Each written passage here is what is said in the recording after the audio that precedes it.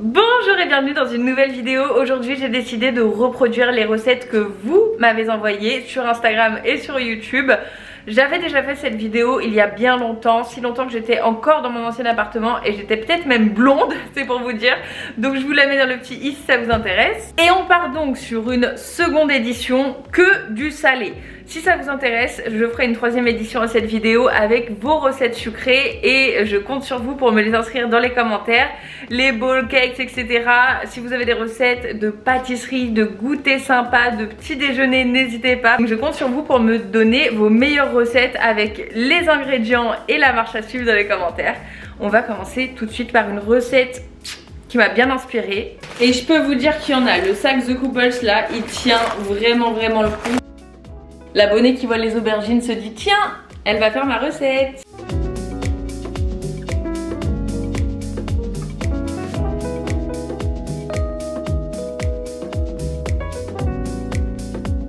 Écoutez, voilà, on a tout étalé sur la table. Il y a des ingrédients que j'avais déjà, mais j'ai acheté quand même pas mal de choses pour faire vos recettes. C'est parti, on va commencer tout de suite. Alors la première recette que je vais reproduire est celle de Christina. Gratin, chou-fleur, pommes de terre. Et le chou-fleur vraiment j'adore, et en plus en gratin avec une petite béchamel. Alors j'ai acheté une maïzena spéciale pour la sauce béchamel.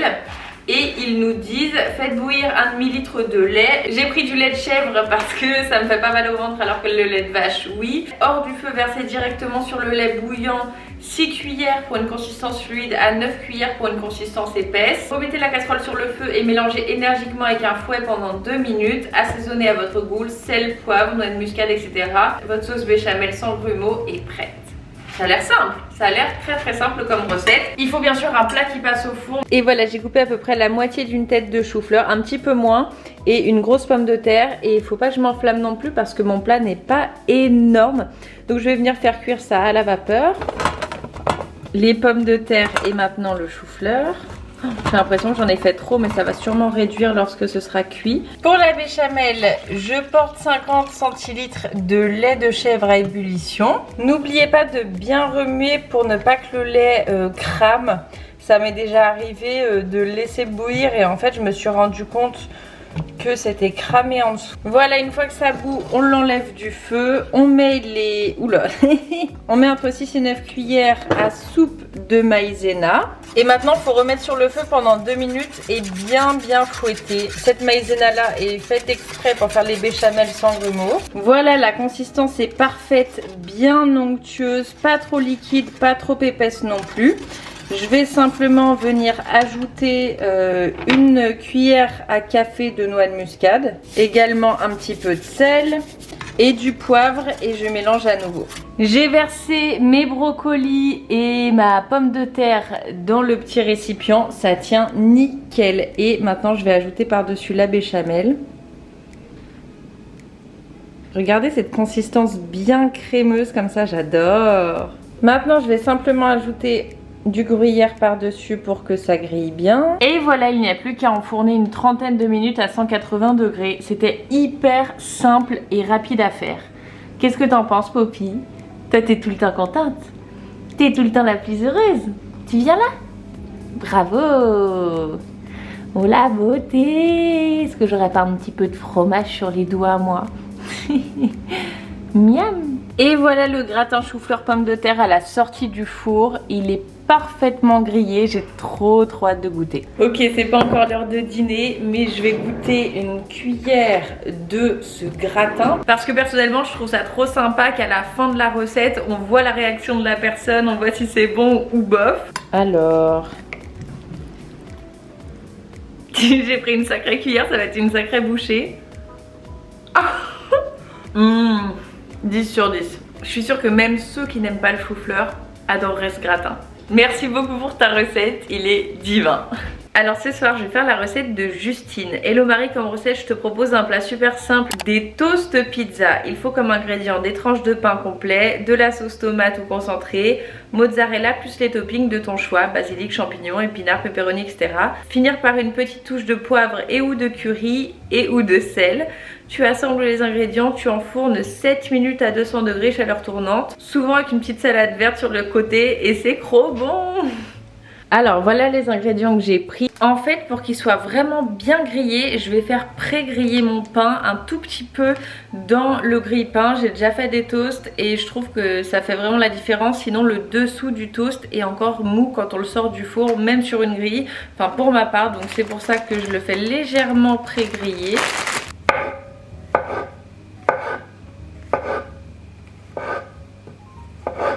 Je sais pas s'il faut les éplucher ou pas les champignons. Genre je les lave etc. mais j'ai toujours peur. On a toujours cette image du champignon lié à Blanche-Neige, lié à tout ça. Bref, quand j'étais petite je refusais de manger des champignons parce que j'imaginais qu'ils étaient vivants à cause de Blanche-Neige. Donc voilà, je mangeais pas de viande, je mangeais pas de champignons. Enfin c'était assez compliqué on va dire. Un petit peu d'huile d'olive dans ma poêle, les poivrons et les champignons. Et là en fait direct quand les pains sortent du grille-pain, je mets un petit peu d'huile d'olive par dessus. Ok, maintenant je vais commencer à monter entre guillemets le toast en commençant par le concentré de tomate.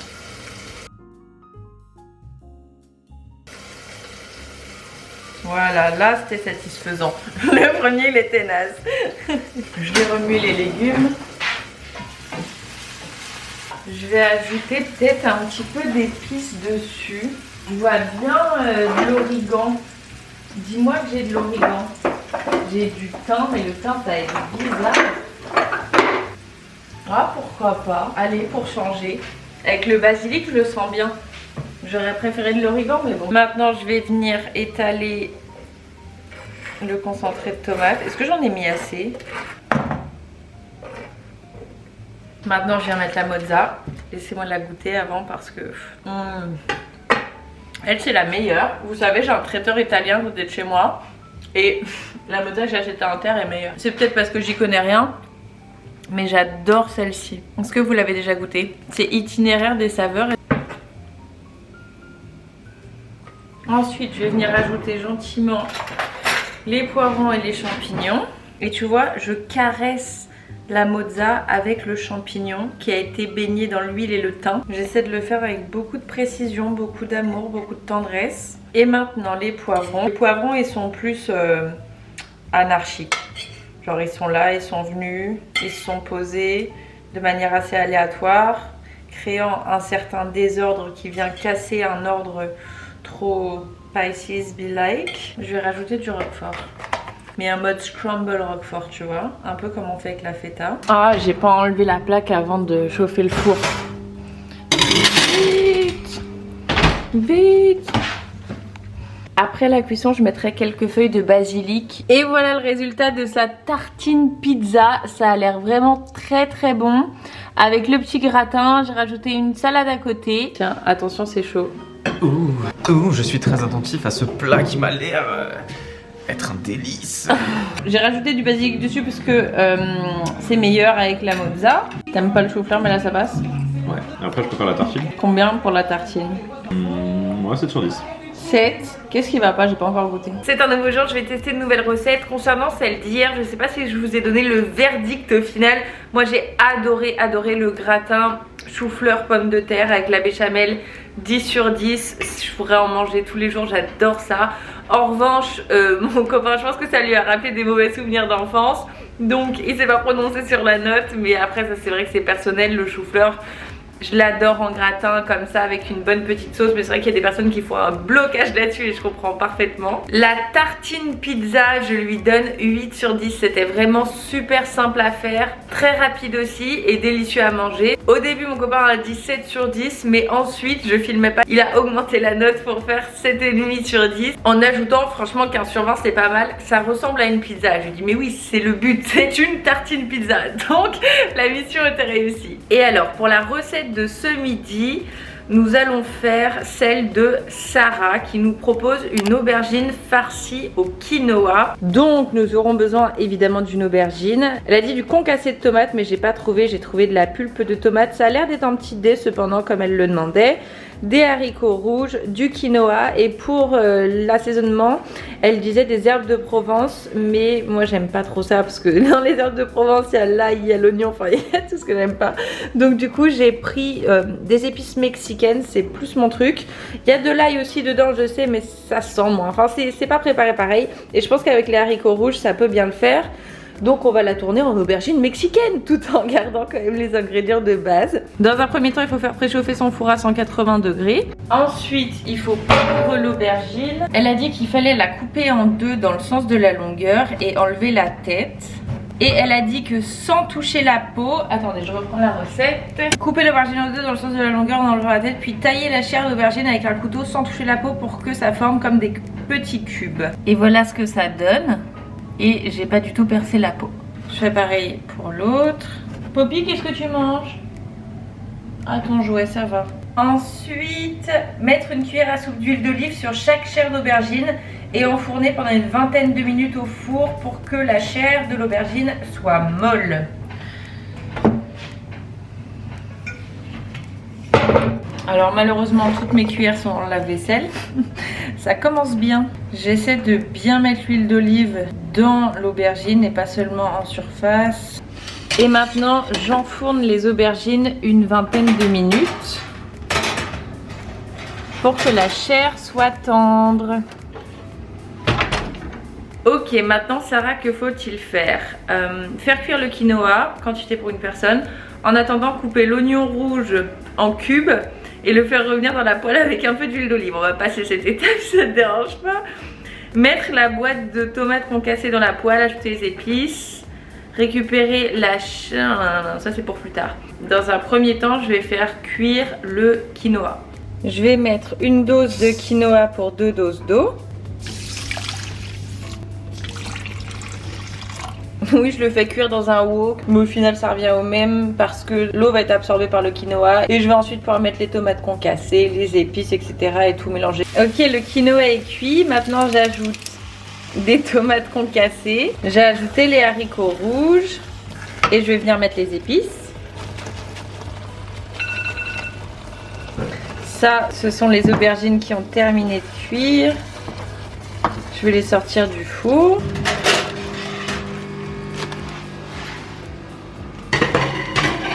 Maintenant, il faut détacher la chair d'aubergine sans endommager la peau. Regardez, j'ai pas de grosse cuillère. Regardez avec quoi je travaille. Je viens de goûter, le mélange est trop bon.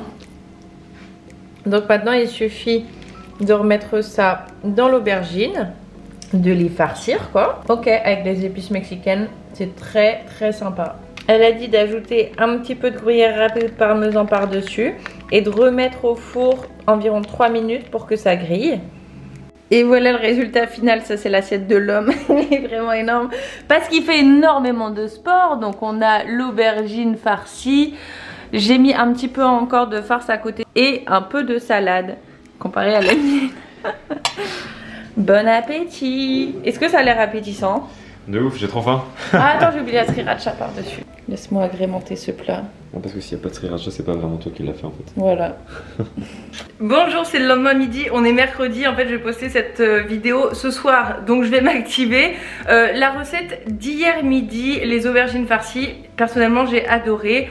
Je lui mets 7,5 sur 10 parce qu'en soi, ouais, j'ai fait ça alors que les aubergines c'est pas mon légume préféré, mais franchement avec les épices mexicaines qui rappelaient les haricots rouges, c'était vraiment top. Le quinoa ça peut être un petit peu sec, mais avec le concassé de tomates ça liait bien le tout. Donc vraiment super recette que je referai, qui coûte pas très cher puisqu'on a surtout des conserves avec les haricots rouges, les tomates concassées, le quinoa ça coûte pas très cher, l'aubergine non plus. Donc vraiment bonne recette, merci pour la découverte. Mon copain lui a mis 7 et il m'a gentiment dit que ça pouvait pas excéder parce que mes recettes étaient meilleures. Mais je pense que c'est juste pour me séduire parce qu'honnêtement vous avez des super bonnes recettes. Et ce midi je vais faire la recette de l'oli.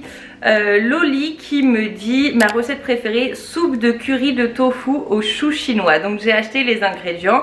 100 g de tofu curry mango de la marque Typhoon. Vous savez que j'adore cette marque, sauf que j'avais pas du tout le temps d'aller jusqu'à Bio c'est bon, donc je suis allée à Intermarché, j'ai acheté du tofu fumé Björg. Je sais que c'est pas le meilleur, mais franchement moi j'aime bien le fumé Björg, donc c'est un tofu basique et un peu meilleur que le nature.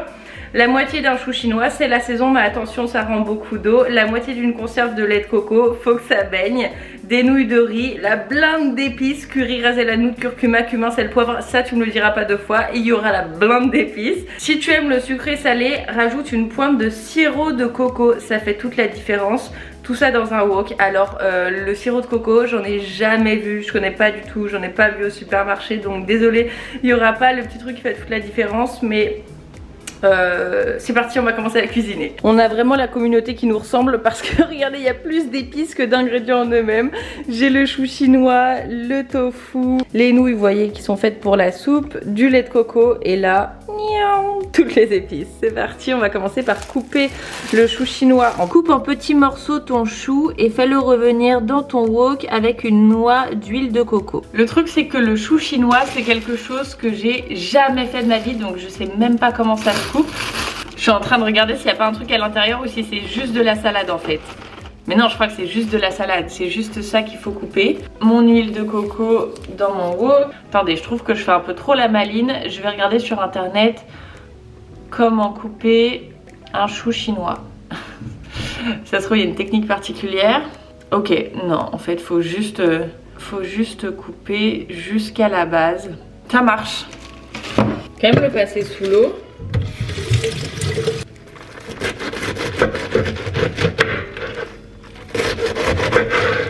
Donc tu m'as dit la moitié, ça c'est déjà énorme. Voilà, j'ai mon chou chinois que je vais venir mettre dans mon wok. Avec l'huile de coco, ça va être super, ça sent vraiment très très bon. Ensuite, tu m'as dit de couper le tofu en dés, 100 g de tofu. Oh, mais ce soir, il y a Top Chef d'ailleurs. Je suis vraiment en direct avec vous là. Oui, ça réduit bien du coup. C'est vrai que ça paraissait beaucoup au début, mais quand ça réduit, ça va le faire. Maintenant, Loli, qu'est-ce que tu nous dis? Pendant ce temps, faire cuire tes nouilles de riz ou vermicelle. Commence à mettre tes épices dans la préparation pour que les aliments s'en imprègnent avant de mettre le lait de coco. Rajoute le lait de coco, laisse mijoter le tout pendant 10-15 minutes. Très bien.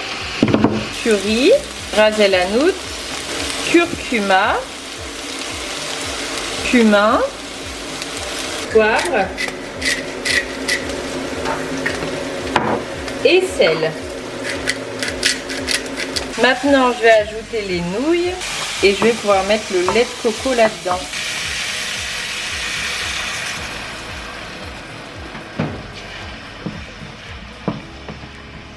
Bien, Marie. J'ai goûté les nouilles, je les rajoute à la préparation. Je crois qu'il y en a toujours une qui est rebelle. Allez! Et voilà, la recette est terminée. J'ai simplement ajouté un petit peu de coriandre par-dessus. Je pense que quelques petites cacahuètes pilées ou même des petites noix de cajou, ça aurait été très sympa. Je crois que j'en ai pas malheureusement. En tout cas, ça sent très très bon et ça a l'air délicieux, hyper réconfortant. Ok, c'est parti, laissez-moi goûter. Comme d'hab, je vais essayer de prendre un petit peu de tout.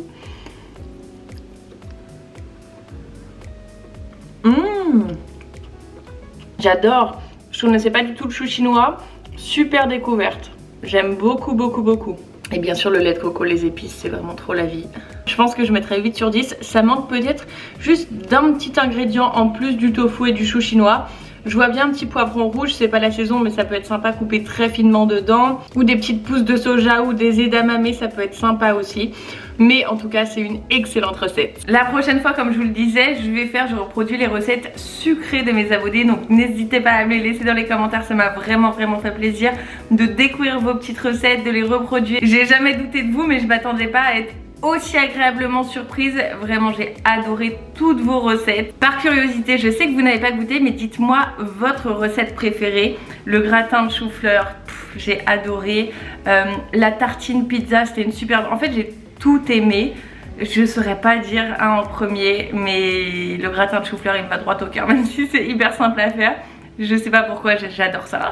Donc dites-moi quelle recette vous auriez choisi si vous aviez eu le choix entre toutes ces recettes dans un restaurant. Peut-être qu'un jour on y retournera. J'espère que ça aura pu vous donner de l'inspiration. On se retrouve tout de suite sur Instagram ou sinon dimanche prochain à 10h du matin pour une nouvelle vidéo. Prenez soin de vous, bye!